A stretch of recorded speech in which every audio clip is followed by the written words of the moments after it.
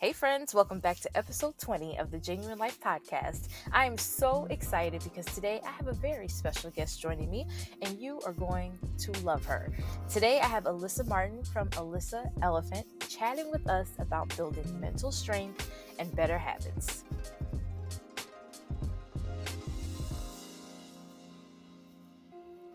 Hello, beautiful people. It is your host, Jennifer Nicole, and I want to welcome you back to another episode of the Genuine Life podcast. Thank you so much for tuning in, and I hope you had a great week, an even better weekend, and of course, I hope you're staying safe, sane, and sanitized. I don't want to waste 1 second blabbering, so go grab your beverage. You know how we do on the show. I am going to be sipping on water because I've been acting out of control in quarantine. And you also want to make sure you grab a pen and a notebook because you may want to take notes for this episode.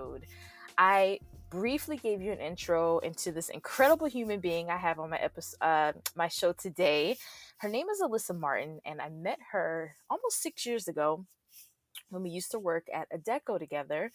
And, we've kept in touch since then, but here recently reconnected because she literally blessed my soul one day when she decided to post her business on social media, and I absolutely needed to have her on the show. And so, Alissa, welcome again. Thank you so much for being here. I am so excited to dive deeper into what gift you have to share with everybody today. So thanks for being here. Oh my gosh, you are too sweet. Thank you so much for having me, first of all. I'm just honored to be here.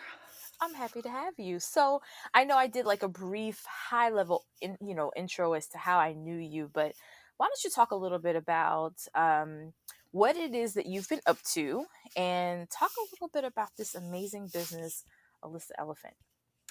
Sure. So I'll start with a little backstory just to give some context. But Mm-hmm. I am from the Atlanta area, and those in the Atlanta area might be familiar with Kennesaw State University. I graduated from there, kind of same similar story. You graduate from college, you get really caught up into that 9 to 5 lifestyle that feels just really safe and secure. And I think a lot of people can relate to this, but I felt such a lack of control in my life. Like I had a lack of control in my schedule, lack of control in what I wanted to do and how I wanted to use my talents and resources, things like that. And I was constantly in the cycle of wanting to have better habits for my overall physical and mental health. So I would constantly start the cycle where I would start a habit and I might stick with it for a couple days or a week, and then it would just drop off and I would think about it but not take action on it. And Mm-hmm. about a year ago, I was really getting fed up and frustrated with myself, and I remember asking, like, why is it so hard to make positive changes in our life? Because we absolutely know the benefits of choosing to eat some vegetables over a big pile of fried food. We know that if we go to bed on time, we're going to feel better in the morning instead of still scrolling on Instagram. We Mm-hmm. know that if we can keep calm in traffic jams, we're going to be better off mentally. Things like Mm-hmm. Right. Yeah. so that really led to this rabbit hole trail of doing a lot of researching and deep diving, and I came across kind of like my secret for fixing my life, which was coming across mental strength. And it just clicked that that was like the secret ingredient to solve all my problems and make my life the way I wanted to make it. Mm. So recently I took the leap. I was laid off due to COVID, and I took the opportunity to really pursue a childhood dream of becoming a writer.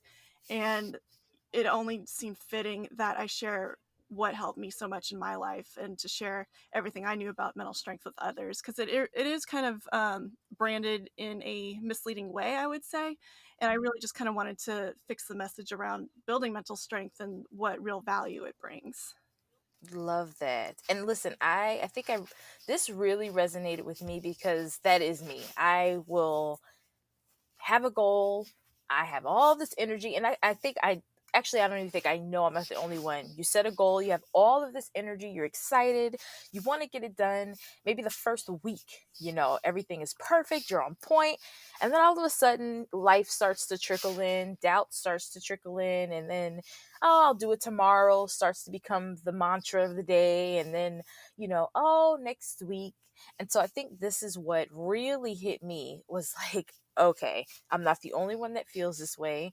And there's nothing wrong with me. I just need to figure out some tools and resources and tips and tricks to kind of help bridge that gap so that I too can set a goal and achieve it more consistently. So that's one thing that I absolutely loved. And I kind of want you to touch a little bit more on what it means to be mentally tough, because I think the image in our head is that we have, like, just people who don't have fear, they don't have doubt, they're just out there, nothing gets to them, people can say whatever they want, and they're just like plowing through brick walls.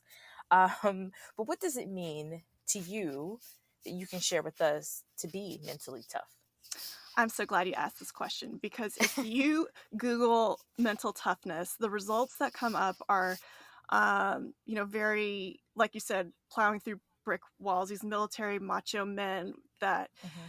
they come at it with no excuses, don't have a victim attitude, just get it done, right? Mm-hmm. Mm-hmm. And I really think you hit the nail on the head too. And you said earlier, like we work on a goal and we feel down about ourselves. But honestly, mental toughness at its core, it's just dealing with challenges.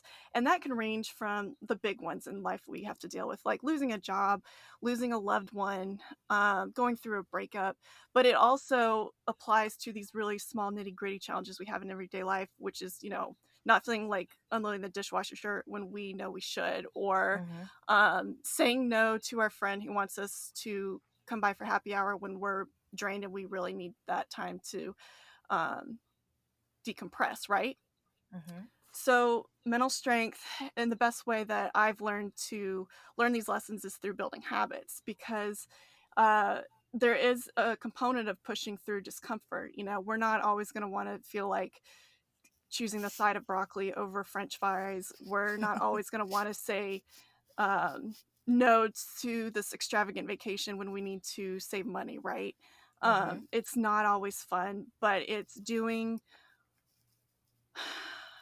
I would say it's pretty much setting yourself up for success. And not only building those habits, but there's a big component in self talk and how you speak to yourself and how you mentally internalize these challenges that you're going to come across, right? If you're constantly down on yourself, like so many of us are, for splurging at Target when you wanted to save $200 this week, if you have the mentality like, oh, man, I'm so bad at this, or I really just have no business having a credit card these days, I just can't be trusted, Mm-hmm. you're going to live up to that expectation of yourself. So a lot of it is just being really gentle with yourself. Like, I had a slip up this one time at Target, it's happened before, but I recognize that I splurged because I was feeling really down. So now that I Mm-hmm. know, I'm more susceptible to this type of temptation when I'm in this emotional state. Love that. And I think that is so critical, because I would say, obviously, there's a lot going on in the world right now. So, we're all finding ourselves in these weird bubbles of trying to deal with speaking more kindly to ourselves as well as others. But I think a couple of weeks ago, I had definitely hit a moment where I was just like, I'm over it. Like, I'm hopeless at this point. Like, I am tired. I'm drained. I'm emotionally drained, mentally drained, wasn't feeling creative anymore. And that led to really, really negative self talk. And this is pointless and all of these things. And, you know, it really started to change for me when I started, one, changing my outlook and perspective on this entire situation, but also speaking better to myself helped, because the more positive affirmations and things that I spoke into my life, I started to almost reprogram my brain and start living and making decisions that were better and leaned more toward those positive thoughts. And so I think for sure what you just said, ah, makes so much Definitely. sense. so much sense. Well, what's interesting is that I did a little research on Navy SEALs because, when I think of mental toughness, my mind automatically goes to like Olympic athletes and Navy SEALs who do all these really tough, crazy things, right? Mm-hmm. And I was really surprised to learn that there in Navy SEALs training, there is a big emphasis on that self-talk and having positivity, and that was really eye-opening for me because when I think of that group, I think, just really don't feel, just do, super tough, not gonna let anything bring them down, but they do recognize that you're gonna have these negative emotions, you're gonna have these down times, and you need to honor that and respect that. And maybe a better way in saying, be positive, because we don't always feel positive, but Mm-hmm. taking on the mindset of problem solving. This really sucks right now, but I know I'm capable of getting through it. Yes. It's just a much more constructive frame of thinking. It is. It is. And so, talking about that reframing, something that I loved that I learned from you is something called habit stacking. And Yes. so, this was new for me. I had never heard of this before. And so, I would love for you to just talk a little bit about what that is and how you even, I mean, like, how did you even, had you heard of habit stacking before? How did you stumble across this amazing concept, and tell us what it is? I wish I could say I came up with it, but I definitely did not. I learned pretty much everything I know about habits and the psychology of building habits. I learned from James Clear in his book Atomic Habits. Mhm. And habit stacking, it was really effective for me because it's all about working smarter, not harder, to incorporate these new habits into your life, right? So, for those that aren't aware, habit stacking is simply taking an existing habit and combining it with a new habit. So let's say, for instance, I've been trying to get up earlier. And you know this because I cover in my emails. But the first thing that I do in the morning is I get up and I make tea because I'm one of those weirdos that doesn't drink coffee. But that's the first thing I do is I make tea. So Mhm. the new habit that I wanted to incorporate in my life was waking up early. So instead, I recognize my fall in that when I have my alarm right next to my bed, I automatically just hit the snooze. And I don't care. Willpower is not a thing. If you say you're going to do something, you're just going to push through. You got to prepare for not doing that. So Mhm. uh, I put the phone in the living room. So I have to physically get up, turn off my alarm. But so this is where the habit stacking comes in. So I tell myself after I turn off my alarm, I'm going to make a cup of tea because my cup is right there. The tea making station is just a couple steps away. So it really is just simply taking something. Okay, here's the new thing I want to do. How can I combine it with something that I already do every single day? And then use Mhm. the formula before or after existing habit, I will new habit. Love it. I love it. I've actually been doing this when I'm brushing my teeth. So, since I'm brushing my teeth, I used to always forget to, and this sounds silly because I'm like the queen of like affirmations and stuff, but what happens is I would write them down and then like I don't revisit them every day. And so what I started doing was pasting everything on the wall in the bathroom, but not just for me to look at them. So now, as I'm brushing my teeth, I'm reciting them in my head, and then obviously, I can't say much as I'm brushing my teeth. But so once that's done, I actually say them out loud, and it's right there in front of me. And it's been a good way because one, you have to brush your teeth. It's usually in the morning, so it's a great way for me to kind of set my day up. Um, and the intentions that I have for myself. It was just a part of my daily routine. And then once that was done, I was able to add something else on top of that. And so I really appreciated this concept because I think someone like myself who I'm constantly, I'll set a goal, but I'm the type that like needs to do 50 million things in order for me to feel like it was completed, or I'm always jumping to the absolute end result instead of focusing on the here and the now. And so this has really helped me to remain present as well and focus on one thing. And then once that is achieved, kind of adding in something else. At that point, slow and steady always wins the race. And I've been feeling like I have been able to get more done now that I've slowed down and really been able to focus on one particular habit. Um, at a time. And that's been helping with water as well. That's amazing, and that's exactly what I share too, because when we do set these goals, we all we do is focus on the end result, and that's what we want, and we kind of get a Yeah. little impatient with the process because Hmm. we're used to getting what we want now. Amazon, we click a button and we get what we want within 2 days. It's we're very Absolutely. accustomed to that, but it's really important to like you said, start small and give yourself little milestones, right? So when you hit those little marks, you're going to get that burst of happy chemicals in your brain, and it's going to grow from there.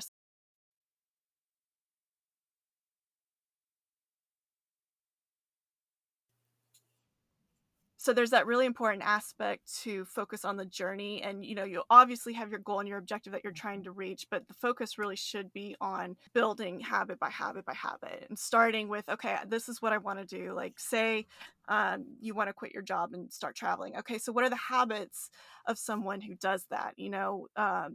They have these types of routines. They do these types of things. They think these certain thoughts. Yes. It's really, you don't want Yes. to, yes. try and be Really good, something you're really, really not, good but at friend the of same mine, and time, I there are things am those going to people are grab doing her that and you're bring her on not. the show. Her name is Cara, and she is the CEO of the Pretty Passionate Network, and that's actually the first time I heard of it too. She had did this like some sort of a master class, if you will, and it was preparing us for the new year. And that's exactly what she talked about: inhabiting the things. Like, once you visualize the person or the goal that you want or the person that you're trying to become, you absolutely have to start emulating what that person would do, right? So if the goal is to lose 20 pounds and you're not going to the gym, you're still eating, Sundays and liters of soda, that's not what the healthier version of that person would be doing, right? The healthier version would be trying to get in 30 minutes a day, trying to drink more water, doing the things that are necessary to get to that end result. And like you said, it's not changing who you are. It's literally just, and in a sense, you are, because you're trying to move into a completely different direction, and you have to change or you're going to continue to get the same results. So that is so, so true. And it's something that has helped me as well, because, I have goals for myself, and I've had to step out of my comfort zone and do things that I hadn't done before in order to get to those goals. Love it. So, one thing I did want to touch on, because we are living in a very unique time for sure. And I think that mental toughness is obviously amazing, but there are times where people may not just be tough, right? It's They're sad, they're depressed, they're upset, they're frustrated, and negative thoughts will creep in and sometimes can overpower, I think, being mentally tough, and wanting to just kind of hide in a bubble and succumb to those negative thoughts and just have a sense of hopelessness. And so I really want you to touch on the importance of knowing the difference between being mentally tough and needing to acknowledge and seek help, that is beyond being mentally tough. Is there something that people could do, or are there signs that they could recognize that they may need to not battle, and seek help? Absolutely. And I'll speak on it from a mental health perspective because I do think, we're all really anxious and depressed. This is a really hard time. And I think those types of mental conditions are really prevalent for a lot of us. I know it's something that I struggle with, but someone did mention to me the other day that they did view mental strength as like the cure, that it seems like a cure for mental illnesses. And I had to, like, whoa, let's take a step back from there, right? Those mental illnesses, those are all chemicals in our brain. Those are things going on physiologically within us, and they're giving us clues on what we need to fix and what's going on. So if you're feeling really anxious and you're feeling really down in the dumps and you're just trying to push through it and trying to ignore it, you're stuffing it down, and you're going to create a lot more problems for yourself in the end run, both mentally and physically. It's not going to be a fun journey. Mm. So it's especially important to really honor those low times, and they're never fun to deal with. Um, Mhm. but it's really important to take care of yourself in those moments and do what you need to do. Let me put it this way: building mental strength in those areas, it is calling a therapist when you don't feel like it. It's Mm-hmm. taking the action that you need to take when you don't feel like it, but to get yourself into a better place. Yes. Yeah. No, I love that. And that actually leads to my next question because I want to know, and the people, Alissa, want to know, what does an ideal self care Sunday look like for you? An ideal self-care Sunday for me is all about doing things for future Alyssa. Mm. So it can look like, I'm not going to say meal prepping because I really can't stand meal prepping, but I'll make sure I'll plan out food and meals and just make it really systematic almost. So it's not something I have to think about or, stay in line with my health goals, right? It Mm-hmm. could be paying bills so I don't have to worry about it on Tuesday. Mm. It's doing whatever I need to do so that Alyssa can, focus on getting through the workday. And then if future Alyssa needs to take time and space to decompress, she has the ability to do that without worrying about, oh, I need to go take care of this bill or I need to whatever it is, right? Yep. Love it. That's pretty cool. That's actually not what I do, but that's a good habit to take. I probably should.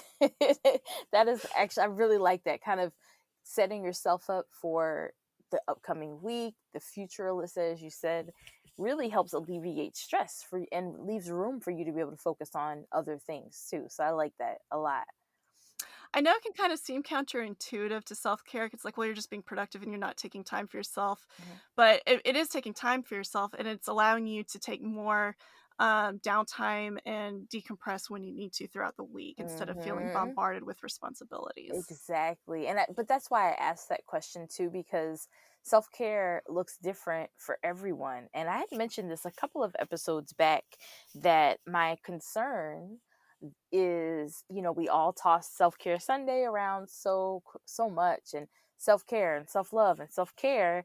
But I think it's so important to hear what self care looks like to many different people because it's not always a bubble bath and a book and a candle, right? It can be, but I think social media has painted this picture of what self care is. And sometimes people kind of run down this rabbit hole thinking that that's what they have to do in order to feel like they're taking care of themselves. And yet they still, because I don't like bubble baths, right? I sit in the Right. bathtub and I get hot and I'm agitated and I'm like, this is not comfortable. And so self-care is not always what it appears to be on social media, which is why I love that question so much because for some people, like my mom, she loves tennis. So for her, a self-care Sunday is literally watching tennis all day and it brings her peace, and that's fine, right? So that's why I love to hear what different people have to say about what that looks like. So cool beans. Um, was there ever a moment in your life where you felt you weren't living in your truth or living up to your highest potential? And if so, what did you do to change? Many, many moments of not living my truth. I'm very much a people pleaser. So I have a Mm, lot of experience in kind of bending over backwards for other people. And, I enjoy helping other people and I want to help other people, but sometimes it's not the best choice for me. mm, Sometimes I do need to take the self care and just stay home, right? mm. And so at times I've had to learn to say no, and it's really hard and it's an ongoing struggle, but it's definitely worth putting in the work. And to the people that matter, they accept and respect that no's. Love it. That's so important. And that whole thing about living in your truth, when you say no to something that you really wanted to say no to, it's so liberating.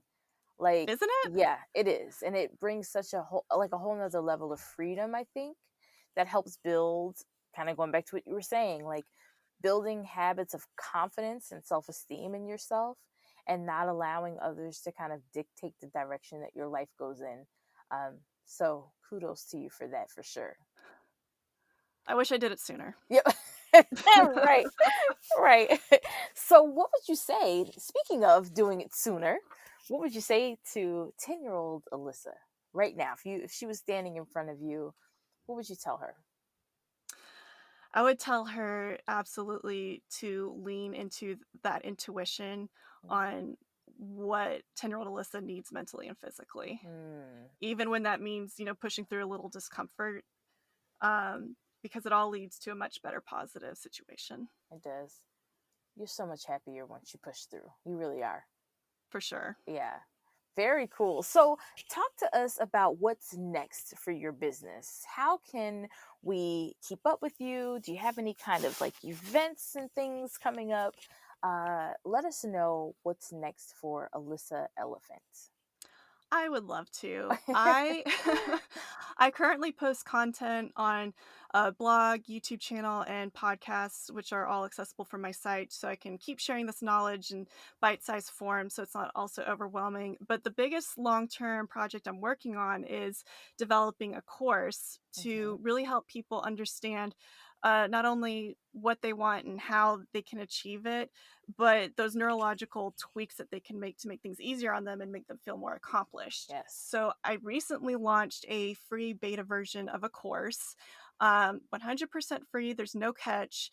And I know there's that saying, if it's free, you're the product, and you are kind of the product a little bit, in the sense that I am collecting data to make this course as valuable as possible. Mhm. So I'm trying to tell people as much as possible about this, because whoever signs up, they're going to have access no matter what. When eventually I do make it a paid course, which is, way down the line after I make it as valuable as possible, Mhm. they're going to have access to that. Which is really cool. And guys, I've actually signed up for this beta course, and I have to tell you, it's so good and so well thought out. And if this is something that you have struggled with, if you have a goal, you start, you don't finish, or you want to build better habits, you want to kind of take the steps necessary to be a better version of yourself, and that is totally okay, right? I highly suggest you sign up for this beta course because, as she mentioned, you get it now completely free. And when she launches and it becomes a paid course, you still have access. So it's a win win. And you also get to help Alissa build this course out by offering her feedback. And you have a chance to help others as well, by just being honest and sharing your feedback with her. So it's an awesome, awesome, awesome course. I thoroughly enjoyed it. And because they're emails, I literally have a folder and I'm able to go back and kind of go back through them. There were so many wonderful little tidbits in there. So highly suggest you sign up for it. And speaking of signing up, Alissa, if you can, I'll put your contact information in the show notes, but also let the people know where we can find you. Absolutely. You can find everything there is to know about me and what I know about mental strength at alissaelephant.com. Love it. And actually, you know what? Before I end, I do want to close with this, 'cause I think it's really interesting, and I can't believe I didn't ask this from the beginning.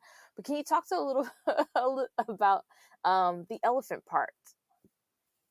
Oh my gosh, I love this story. Thank you for asking me. Yes, I can't believe I didn't ask already. So, elephants have been my favorite animal since I was a little kid. I read a story about a circus keeper, and the part about elephants really stuck to me. So, I went to the library and I checked out every single book about elephants. I've always been an elephant nerd. So, here I am a couple months ago trying to come up with this website, and I'm thinking about branding and things like that. And I really wanted to incorporate elephants just because they were such a big part of my life growing up. So I'm doing research and I'm kind of looking for ways to incorporate elephants with the content I'm putting together, right? Mhm. And I come across this site, and it's a Buddhist site, and it's talking about how elephants are a sign of mental strength. And that was just the biggest sign that I was on the right track, and that this was a message that I needed to tell more people about. Yep. I love that so much. Love, love, love. Okay, cool. Alissa, thank you so much for taking the time out to just share with my listeners today, share your information and your excitement for helping us with our mental toughness and building better habits. I really appreciated you today on today's show, and I cannot wait to have you back. Honestly, I hope this we can bring you back and kind of chat through some more once your course launches and kind of keep this flow going. I think it's super helpful for all of us in this crazy time. For sure. This is a lot of fun, and I really appreciate you having me. Thank you so much, Of Jennifer. course. All right, beautiful people, that'll do it for today's episode. I thank you for joining me today and every Monday Don't forget, if you share that you're listening to this episode or any episode of the Genuine Life podcast, don't forget to tag me on Instagram so I can show you some love. And if sharing isn't your thing, that's cool too. Head on over and take a second to rate and or leave a review for me. It'd be super helpful. It helps to get this podcast into the view of other people who need to be living their genuine life. So until next week, friends, remember to stay encouraged, make sure you journal, and finally, you're amazing. Toodles!